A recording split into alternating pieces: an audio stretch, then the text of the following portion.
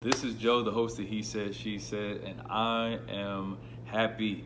We have made it through half of the day. Who's excited like me? I'm excited. Who else is excited?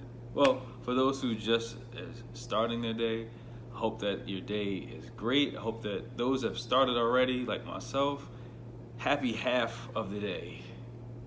But I wanted to get to something I wanted to talk to you about, and that is toxic waste.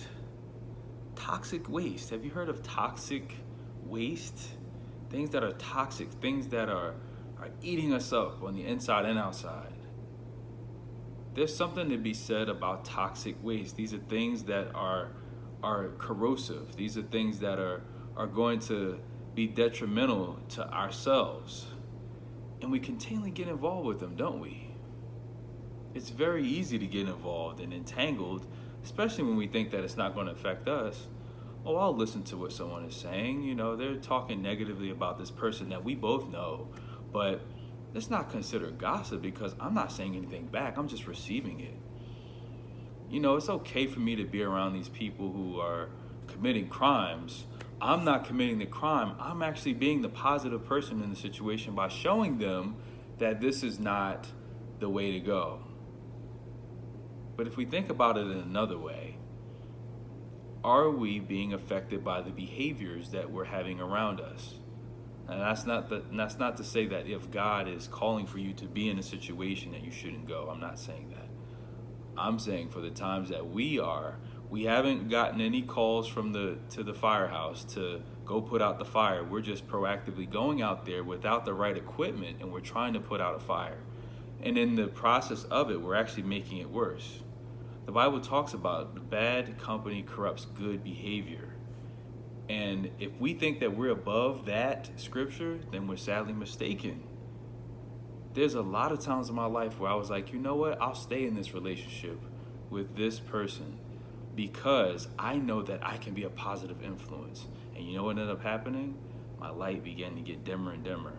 The light that God is shining through me, it got dimmer and dimmer because I was beginning to condone and actually be okay with the behavior around me. Slowly but surely. It didn't start that way at first. At first I was so strong. I was like, yeah, no, this is the way. This is what we're supposed to be doing.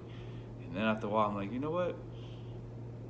It looks like they're having fun. You know, it looks like, maybe it's not as bad as I think it is. You start rationalizing instead of defining, saying this is the way that I should be going.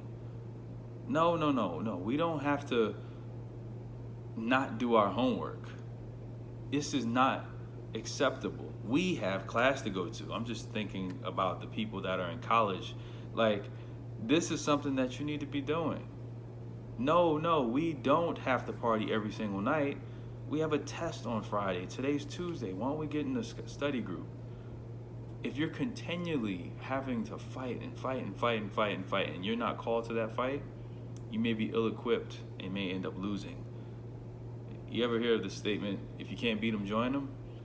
That mindset becomes very attractive because you're tired of fighting. You're just continually fighting and you feel like you're losing. So then you begin to lose confidence because you're using your own abilities.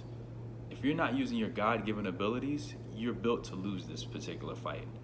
And in the same way, if you're jumping in toxic waste and you expect not to get some of the toxicity on you, if you're jumping in a pile of junk, a pile of garbage, or a pile of whatever you want to name it, and expect not to smell like it, you got to make sure that you have the right protection on you when you're jumping into these situations, because if not, it'll rub off on you. So we have to make sure that we're called to the fight, we're called to the fire, we're called to the situation, because if not, that situation can corrode us. I hope that somebody is encouraged by this. I hope that someone can relate to what I'm saying. Because many times in my life, I found myself in toxic situations that I didn't necessarily have to be in. Not to say that you can't be the positive light, but you don't necessarily have to be entangled with this particular person that you're trying to help. They can see you by your actions, by your deeds. You don't necessarily have to say a scripture or a word to them, unless God has given it to you, of course. But the encouragement, the best example for people is going to be your actions. Your actions are always going to speak louder than your words. And so I'm hoping that someone can can understand what I'm saying when it comes to your actions and your words. Not saying never to use your words, but your actions will always speak louder.